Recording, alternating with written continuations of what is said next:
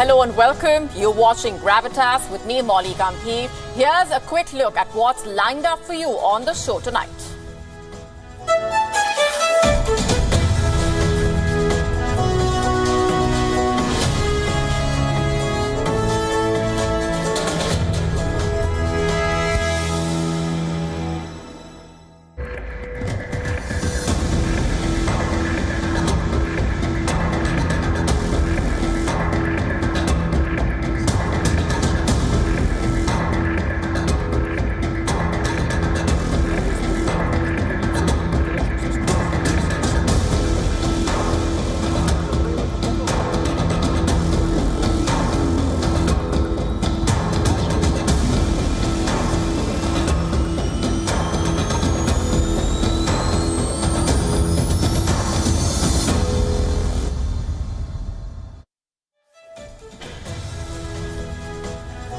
For over a year now, the one question that has dominated global discussions is when will the Russia-Ukraine war end? And then came another big question, who is winning? All this as the threat of the war turning nuclear continued to loom over Europe. It has been a tense few months, to say the least, and developments over the last 24 hours have given birth to yet another question. Russia says it would be stationing some of its nuclear weapons in Belarus. So is Europe on the brink of a nuclear war? Is the threat of a nuclear war increasingly real? What's really going on behind the scenes? Who is to be blamed for this latest escalation in the tensions? We get you all this and more in our cover story tonight. Also on the show for you tonight, amid growing unrest over Netanyahu's judicial overhaul, is he going to choose to save himself and destroy the government? What's in store for the people of Israel? After Air India and Nepal Airlines planes almost collided, we decode the recent incidents in Nepal and look at the bigger picture. Is Nepal the world's most dangerous fly zone? Are aliens watching you?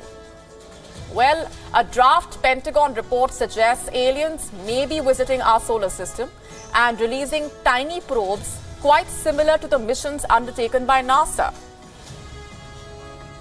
Have you been having a hard time dealing with those Monday blues and Sunday scaries on the eve of a work week? Well, you could try bare minimum Mondays. What are they? Do they work? We tell you.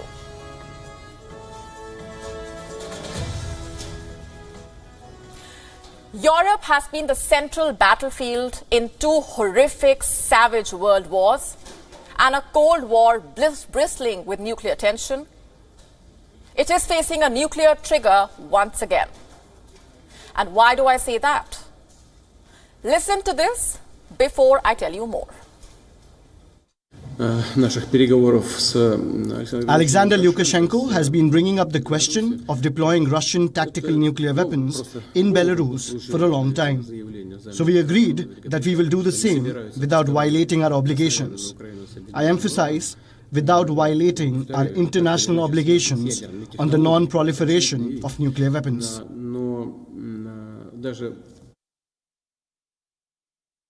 That is Russia saying that it would be stationing some of its nuclear weapons in Belarus. Not all, but definitely some of them. He said, listen, we are your closest allies.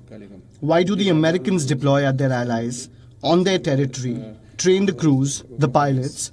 So how to use this type of weapon if needed?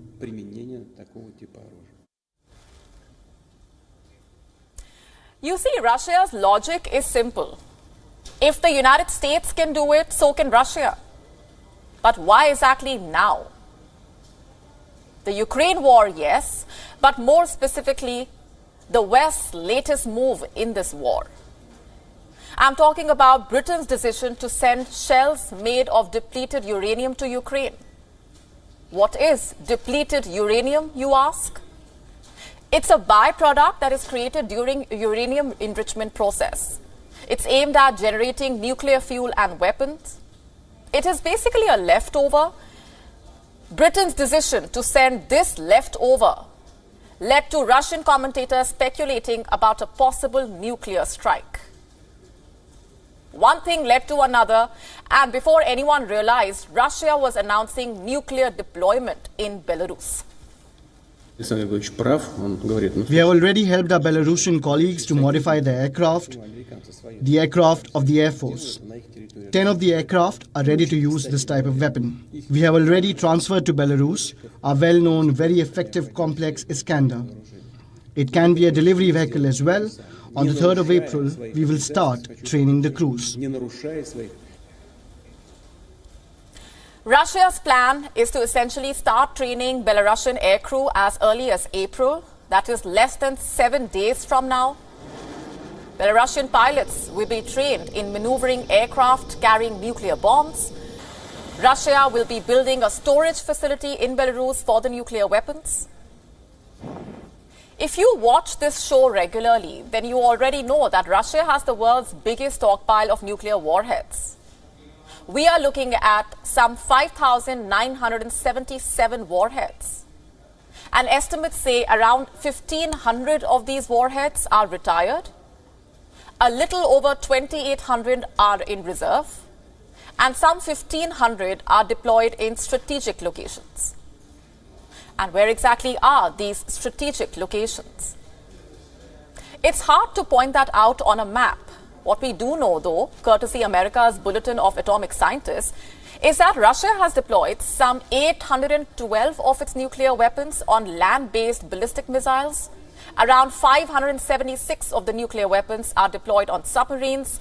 300 are in heavy bomber bases. And where exactly are these submarines or bases? Unless you are a part of the team in charge of Russia's nuclear weapons, you will not know this. What we can still tell you, though, is that if everything goes according to Vladimir Putin's plan, Russian nukes could be in Belarus as early as July. Ukraine's Secretary of National Security and Defense Council, Alexei Danilov, put out this tweet. He claims Belarus has been taken a nuclear hostage. But you know what? Belarusian law actually has provisions allowing Russian nukes to be stored in the country. In fact, the referendum to this end was only held last year, following the invasion of Ukraine. In short, the country here, or at least its leader, is not complaining. So much so that after Putin made the big nuclear announcement, Belarus released a video showing off its military capability. Процесс боевой подготовки ракетчиков – это не просто изучение тактики. Различные нормативы. М2К. Это модернизированная версия комплекса и розыгрыш учебно-боевой ситуации. Экипажи машин осваивают различные варианты отражения воздушного удара на марше. Модификация М2К позволяет совершать пуски в движении. Зонтика значительно увеличивается. Процесс боевой подготовки ракетчиков – это не просто изучение. Таким образом, радиус противовоздушного. This war is clearly expanding. And much like a whirlpool, it is drawing in more players. Today, Europe seems to be one diplomatic or strategic misfire away from a nuclear war. And whom do you blame? It's a tit-for-tat logic that Putin is offering you. NATO says Putin's moves are dangerous, irresponsible. But the fact is, the Russian president is not completely wrong. He is not lying about America's nuclear deployment. The fact is, America does have a nuclear weapon sharing agreement with 5 countries. Which countries are these? Germany, the Netherlands, Belgium, Italy, and Turkey. And are we to assume that all of these countries host American nukes? Well, the answer to that question would be yes. America stores its B-61 gravity bombs in these countries. The explosive force of these bombs goes from 0.3 to 170 kilotons. And just to give you a point of reference here, the bomb dropped in Hiroshima had around 0.3 kilotons of explosive force. So American bombs that are over 100 times deadlier are deployed in these countries. And how many bombs are we talking about? This is the breakdown according to the international campaign to abolish nuclear weapons.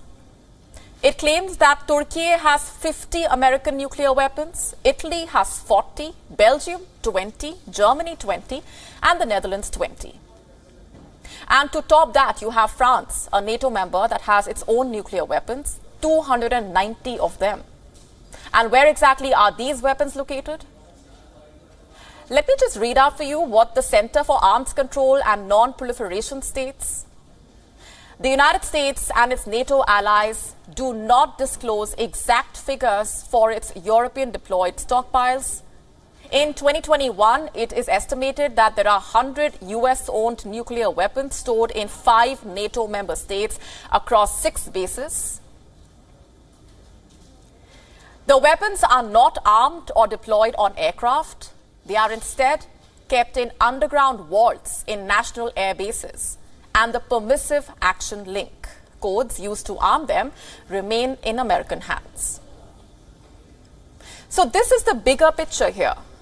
Some 6,000 odd nuclear weapons, active, reserve, and retired in Russia, and around 440 NATO nukes stationed in Europe, face to face with Russia, and just one strategic misfire away from blasting off.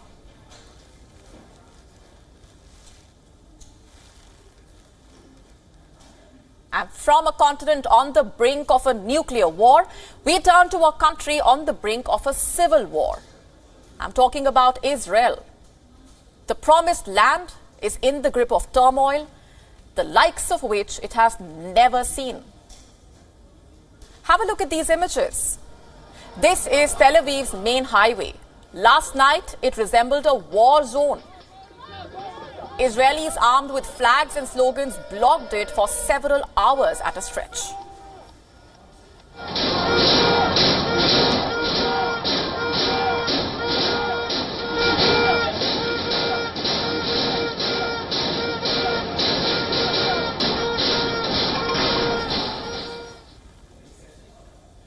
So you think that's bad? Then you have a look at these images. They are from another part of the city. They show the protesters as far as the eye can see, and right in the middle is a banner of Benjamin Netanyahu that is set ablaze with a flamethrower.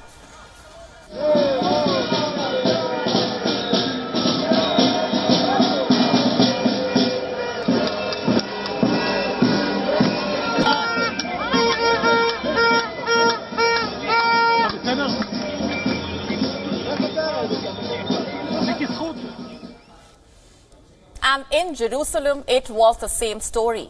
On Sunday night, protesters gathered outside the president's residence. They were waving Israeli flags and chanting democracy.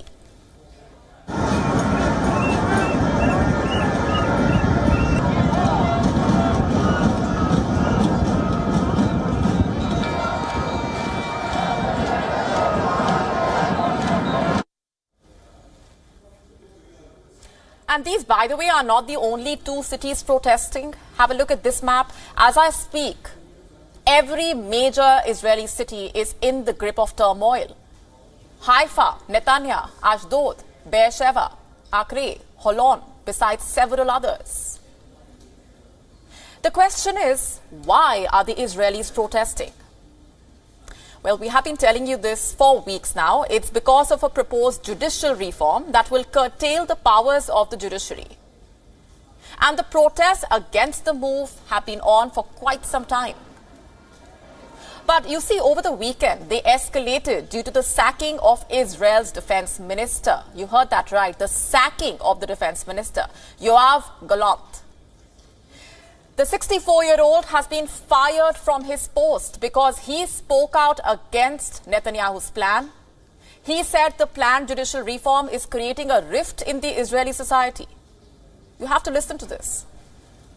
The events taking place and the issues in Israeli society do not skip the Israeli Defense Forces. Unprecedented feelings of anger, pain and disappointment have risen. and I see the source of our strength eroding. As Minister of Defense of the State of Israel, I emphasize the growing rift in our society is penetrating the IDF and security agencies. This poses a clear, immediate and tangible threat to the security of the state. I will not allow this. You heard that. I will not allow this. Well, Netanyahu has given him the same message, that he will not allow the defense minister to criticize his plan while staying in office. And so he removed him, told him that he no longer has faith in him. And the fallout has been disastrous. It has been met with disdain, not just by people within Israel, but also by Israelis living abroad. Have a look at this headline. On Sunday, Israel's Consul General in New York announced his resignation. His name is Asaf Zamir. He says he can no longer represent the government and is returning to Israel to join the protests. And it doesn't end there. According to reports, the Israeli embassy in New Delhi is also participating in this protest. In fact, the staff at all Israeli missions in India will apparently be on strike until the proposal is scrapped. Back in Tel Aviv, Israel's major trade unions in the private sector are threatening to launch a general strike if Netanyahu does not scrap his proposal. The union's head saying that this strike will not just impact businesses, but also halt all operations at the Ben Gurion International Airport. Listen to this. We are going from here to a general strike in the economy.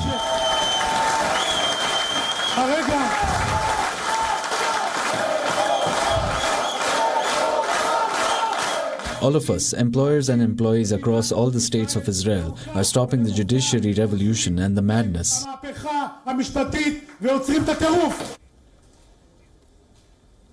In fact, the protests have reached the parliament as well. Earlier too, Israeli lawmakers tried disrupting a vote on a key bill. Some yelled shame against the government. Others were escorted out of the hall. The opposition leader Yair Lapid said the demonstrations were proof that the current government has become too dangerous for the state of Israel. Too dangerous. Listen to this. What happened during the past 24 hours is madness. It is a loss of senses and loss of track. It is proof that this government has lost the brakes. It is dangerous for the state of Israel. It endangers Israel's security, and our home is in danger. So you have citizens, the opposition, the ministers, the diplomats.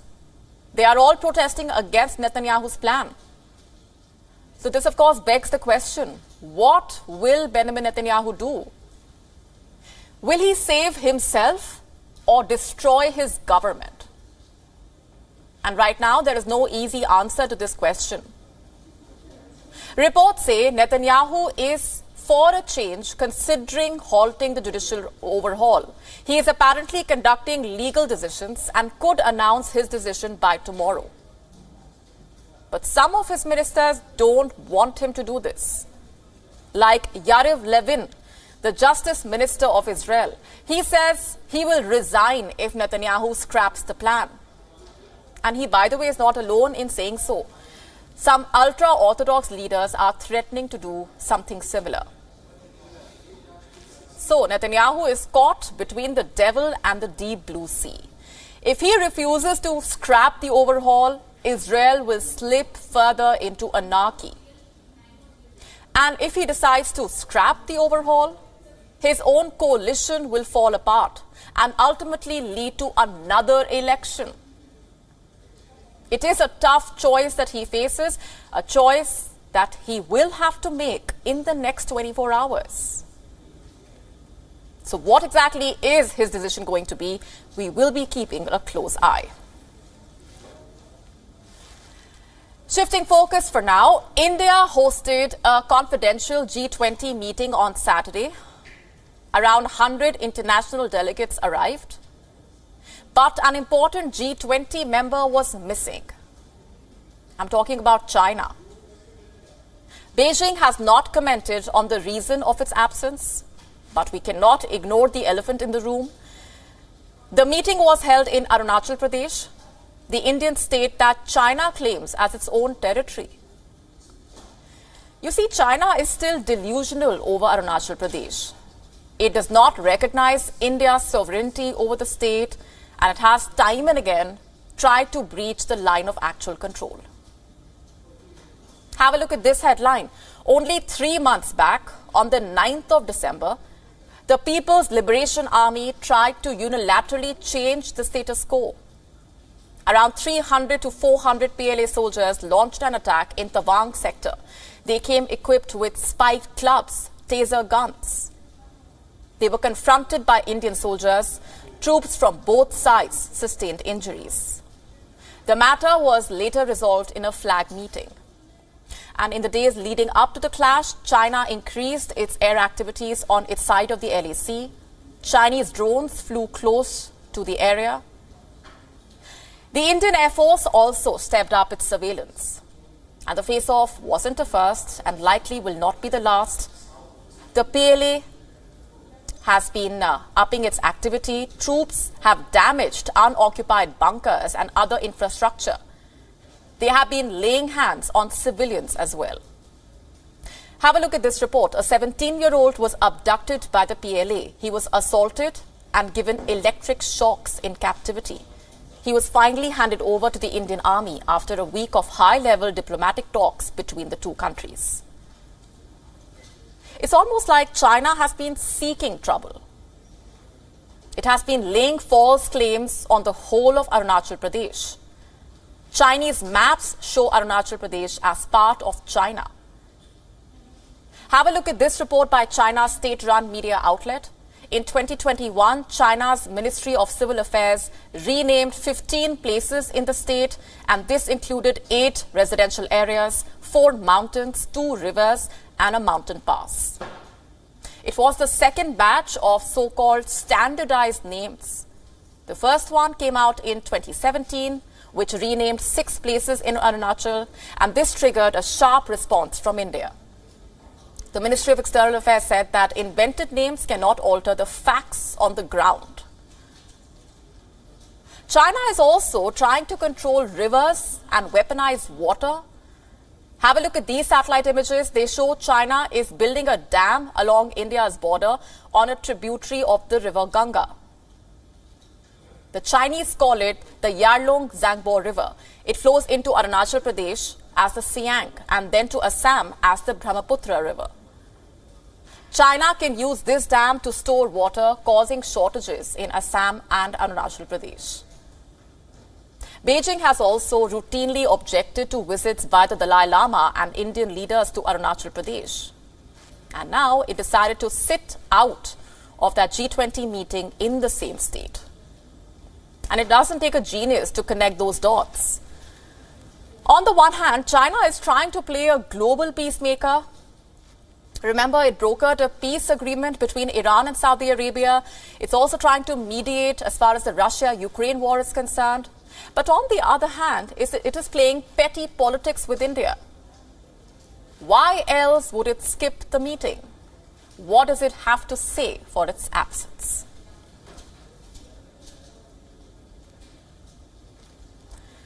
Is Nepal the most dangerous fly zone in the world? I ask this because of something that happened on the 24th of March. A Nepal airline plane almost hit an Air India flight. Even in the era of top-notch technology, traffic alert and collision avoidance systems, Nepal managed to risk a near collision in its airspace. How does that even happen? Well, here's what happened. An Air India flight was en route Kathmandu from Delhi. The flight had entered Kathmandu's airspace and was descending. The pilot asked Kathmandu's ATC, or the air traffic control, if it can descend from 19,000 feet to 15,000 feet. And reports say the ATC gave a go-ahead. But what the air traffic controller did not tell the Air India plane was that another flight was also descending to land at the same time. And this one was a Nepal Airlines flight. it was flying into Kathmandu from Kuala Lumpur. The Times of India quotes a source as saying Air India crew saw the flight coming from the other direction and immediately informed Kathmandu Air Traffic Control. The ATC asked Air India crew to ascend sharply to avoid a collision, which they did, and a tragedy was averted. But what if it had not been averted? What if the crew had not spotted the other plane? There were some 200-odd people on board both the planes. And it was the job of Kathmandu's air traffic controllers to ensure that both the planes and all the planes that come into the city land safely. But clearly, Kathmandu's controllers have no control of what's happening in their skies. They let two planes come too close, almost hit each other. Nepal's aviation authority says the air traffic controllers responsible have been suspended. But to what end? Because this is a recurring story. Nepal's civil aviation is a horror story. You see, there have been 42 fatal plane crashes in Nepal in the last 77 years. Sometimes the country blames the topography, sometimes it's the poor weather, and sometimes it is cockpit communication or pilot error. But the problem here is actually none of the above. Like we told you after the Pokhran air crash in January, the buck actually stops with the government of Nepal. It simply has not been doing its job, because otherwise the basic checks would have been in place. Following the Air India close shave, Nepal's Civil Aviation Authority has formed a 3-member probe committee. They are supposed to investigate the matter. But what after that? You see, there is a plane crash in Nepal almost every year. And every time there is an air disaster, Nepal wastes no time in ordering a probe. But what happens after that? Are the recommendations of any of the reports even implemented? I hardly doubt that. Because when we went through the air crash reports earlier this year, most of them pointed at similar errors, similar gaps in the system. And most of them were very basic things that are hard to get wrong, like coordination among the crew or pre-flight briefings. What happened last Friday with the Air India flight proved that point yet again.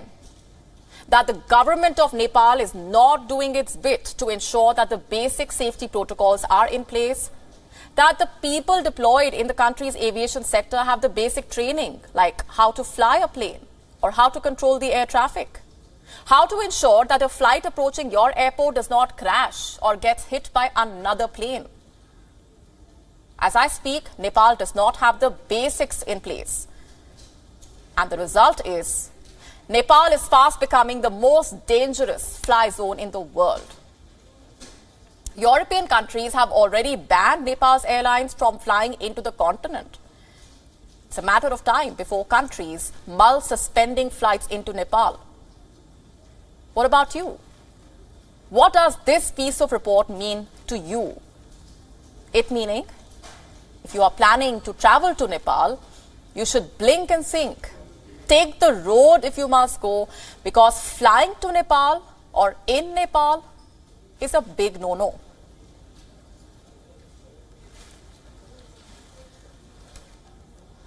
And our next story comes from West Asia. Earlier this month, Saudi Arabia and Iran agreed to revive relations after years of hostility. We have been telling you about this and how it is a turning point for the region. And now there is a crucial meeting on the horizon. The foreign ministers of the two countries will be meeting during the holy month of Ramzan. What's in store? How will this meeting change the dynamics? Our next report getting you the complete story. The foreign ministers of Shia-majority Iran and Sunni-Muslim Saudi Arabia spoke over the phone for the second time in a few days, according to the Saudi state news agency SPA. A number of issues were discussed during the call in light of the reconciliation deal which was brokered by China. The agency says Saudi Foreign Minister Prince Faisal bin Farhan Al Saud and his Iranian counterpart Hossein Amir Abdollahian have agreed to hold a bilateral meeting during the ongoing Muslim holy month of Ramzan. Ramzan is likely to end on April 20th. The deal was the result of previously undisclosed talks in Beijing between Iranian and Saudi security officials. It reflected China's desire to play peacemaker in West Asia. The two countries agreed to revive relations after years of hostility. What will this reconciliation deal mean for the two sides? The expectation is that it will help build stronger security and economic cooperation between Riyadh and Tehran. The deal expects to see the two countries reopen their embassies and missions. The two sides hope the deal will benefit them, as Iran seeks to undercut America's efforts to isolate the nation, and Saudi Arabia tries to focus on its economic development. The years of hostility between the two sides threatened stability and security in the Gulf, and helped fuel conflicts in West Asia, from Yemen to Syria. The feud between the powerful neighbors has been fueled by religious differences and the fierce struggle for regional dominance. Saudi Arabia cut ties with Iran in 2016. This was after its embassy in Tehran was stormed during a dispute between the two countries over Riyadh's execution of a Shiite Muslim cleric. Riyadh also accused Tehran of conducting attacks on its oil facilities in 2019. It also blamed Iran for attacks on tankers in Gulf waters. Iran rejected the allegations. Yemen's Iran-aligned Houthi movement has also carried out cross-border missile attacks into Saudi Arabia, now that the two arch-rivals have agreed to put their differences aside after 7 years of estrangement. The move carries implications for the entire region. For Iran's nuclear deal, for the civil war in Yemen, where the two sides are locked in a proxy war. Simply put, it could change the region's geopolitical dynamics. And speaking of Ramzan, here's a question that's buzzing across West Asia. What time is it in Lebanon? And the answer depends on who you ask. The country's Muslims or the country's Christians. And last we checked, they were following 2 different time zones. Why is that? Well, due to a political dispute. Let me explain this. You see, every year on the last Sunday of March, Lebanon sets its clocks forward by an hour. This marks the end of the winters and the beginning of the summers. And Europe does the same every year. And this aligns Lebanon with the universal time. But last Thursday, Lebanon's government refused to do so. It pushed the start of daylight savings to the 21st of April. And the question is, why? The answer is uncertain. No reason has been given for the decision. However, a video is going viral online. It shows Lebanon's Prime Minister in conversation with the country's speaker. In this video, the speaker is seen asking McCarthy to postpone the implementation of daylight savings. And why is that? To allow Muslims to break their fast during Ramzan an hour earlier. As it turns out, the Prime Minister has accepted that proposal, probably because he himself is a Sunni Muslim. After all, why would he want to upset his voters? But you see, his decision has upset the country's Christian politicians. I'll tell you how in just a bit. First, you must have a look at this graph. It shows you Lebanon's demographics. Around 61% of the people in the country are Muslims, both Sunni and Shia. Over 33.7% follow Christianity. They are mostly Maronite and Catholics. And 5.7% of the people are Druze, an ethno-religious group. So it's a diverse country, and because of this, it has a multi-congregational governance system.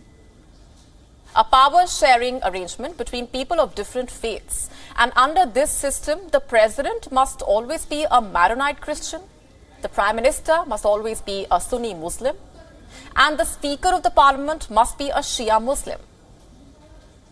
This system was once praised as a pillar of coexistence, but today it seems to have divided the country, courtesy the Prime Minister's decision to not change the daylight savings time. It has led to a split between the Muslims and the Christians. The Maronite Church has rejected the postponement. Many private Christian organizations have done the same. In fact, some TV channels, schools and businesses have followed suit. So because of this split, Lebanon has ended up with two time zones, a Muslim time zone and a Christian time zone.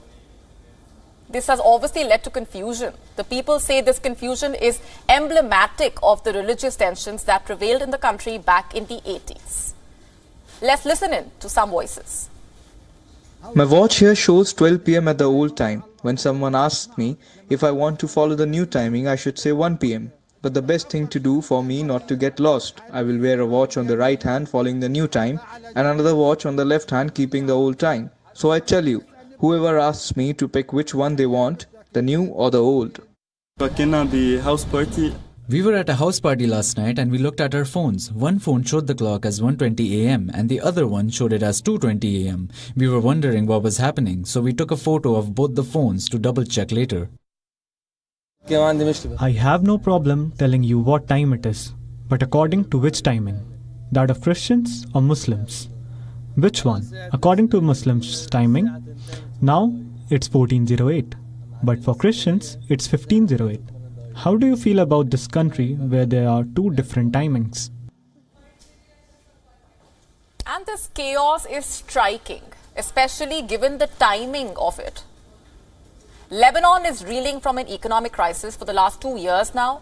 Ever since the Beirut blast, the country's finances have been in disarray. The government is struggling to pay debts. The people keep running out of money. And at a time like this, this time zone mess is further sowing disorientation in this Mediterranean country. What is the government trying to do? Why is it trying to divide the people further? Last we checked, the Prime Minister says that was not his intention, that the decision was purely administrative in nature. Listen to this.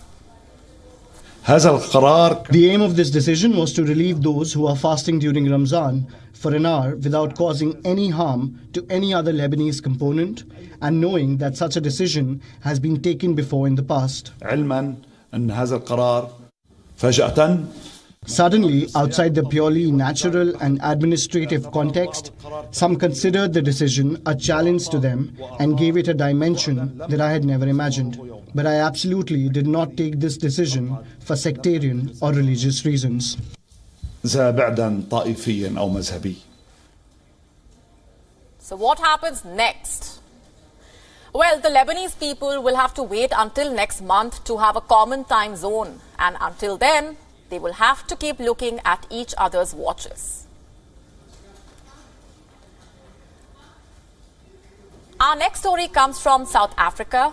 This is the story of an influential diplomat, or let's say a controversial diplomat, Hubert Angel, one of Zimbabwe's well-known diplomats. He has used his status to launder millions of dollars through a gold smuggling scheme. This must have spiked your curiosity. What made a country's ambassador turn into a gold smuggler? Al Jazeera's investigative unit found that Angel, who claims to be a prophet, developed a scheme which would allow unaccounted cash to be exchanged for gold in Zimbabwe. Recipients of the gold can later sell the precious metal for legitimate money, and this would turn their cash into clean money. And this case gets even more interesting.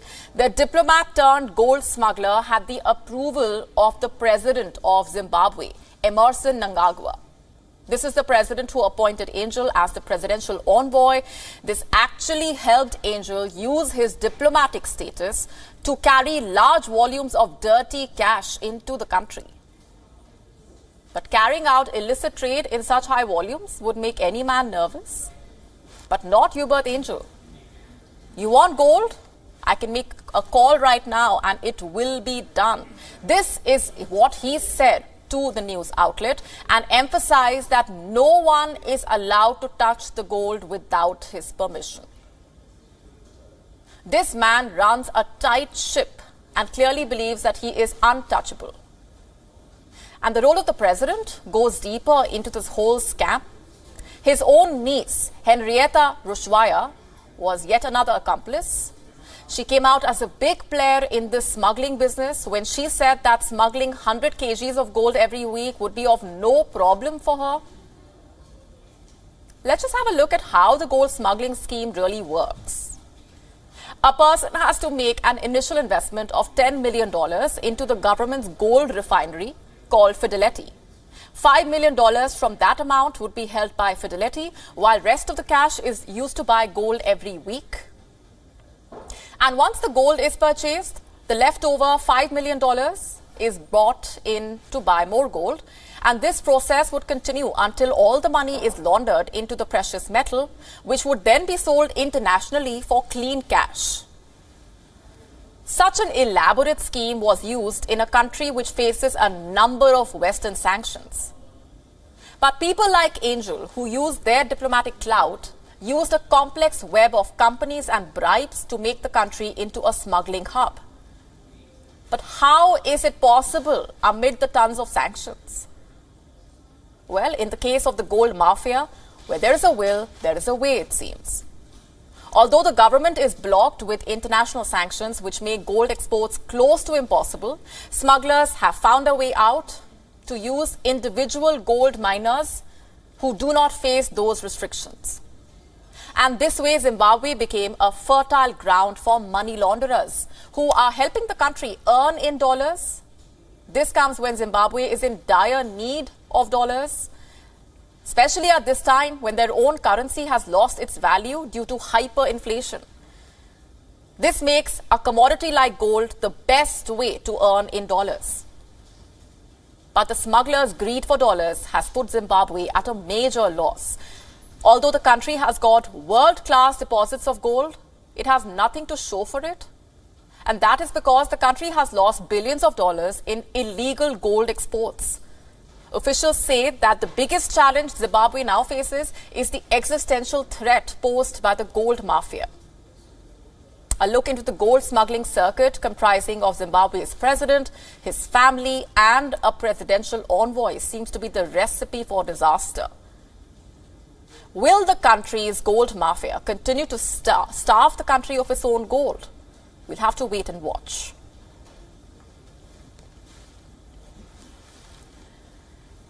And since it's Monday, how can I not talk about Monday blues? We've all dealt with them. We've also tackled or tried our best to tackle what precedes those Monday blues.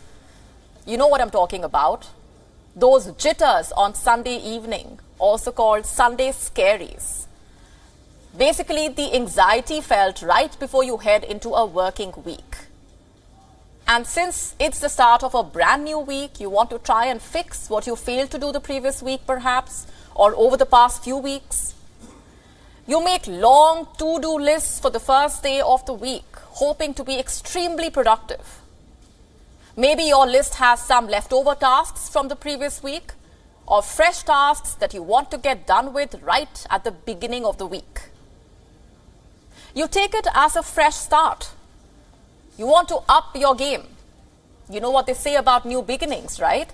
Be it a new year or a new week, the pressure to do your best and be super productive is real. You want to start right, and which is why Mondays mean stress. But what if you take it easy at the beginning of the week? What if you do the bare minimum on Mondays? This term was popularized by TikToker Marissa Jo Mays.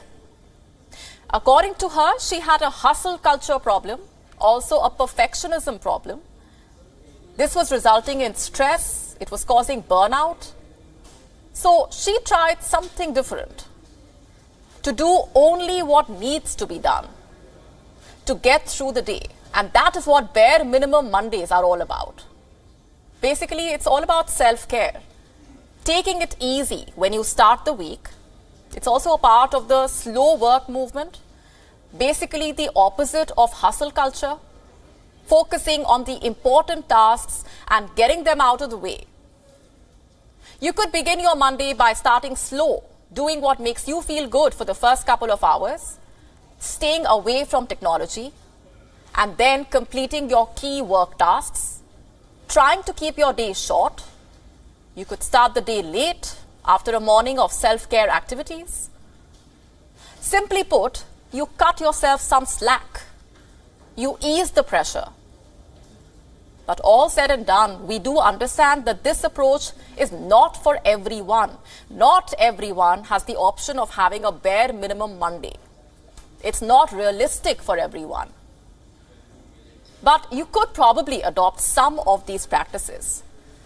It's all about prioritizing yourself, after all, in whatever way works for you.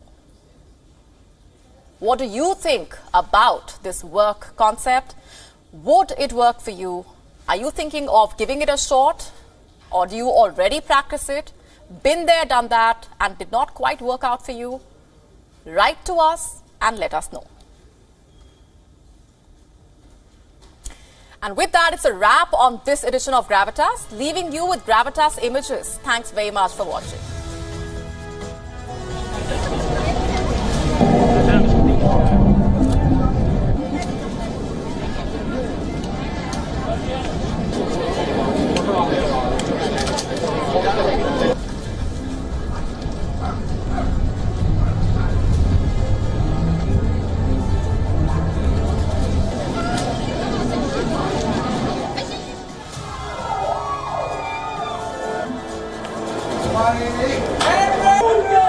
Hãy subscribe cho kênh Ghiền Mì Gõ để không bỏ lỡ những video hấp dẫn.